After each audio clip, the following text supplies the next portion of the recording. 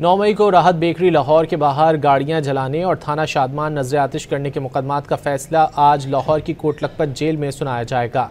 मजीद जानेंगे don news के नुमाइंदे राना बिलाल से। राना बिलाल, बताइए। जी, लाहौर की इंसदाद दहशतगर्दी अदालत की जानिब से 9 मई के 2 मुकदमात का फैसला आज सुनाया जाएगा।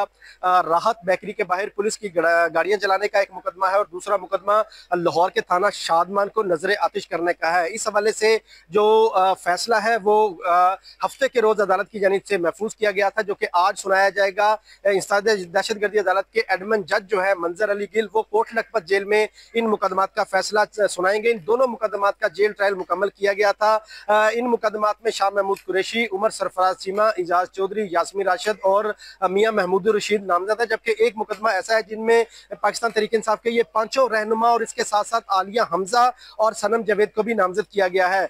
तमाम मुल्ज़मान की 342 की हतमी स्टेटमेंट रिकॉर्ड कर ली गई थी। तमाम गवाहों के बयानात रिकॉर्ड किए गए थे और उस पर जिरा भी मुकम्मल कर ली गई थी, जिसके बाद अदालत की जानिब से इन दोनों मुकदमात का जो ट्रायल मुकम्मल होने के बाद फैसला महफूज किया गया था, जो कि आज कोट लखपत जेल में सुनाया जाएगा। और जो तमाम मुल्ज़मान जमानत पर हैं उनको भी तलबी के अहकामात जारी कर दिए गए हैं। बहुत शुक्रिया इन तफसीलात के लिए।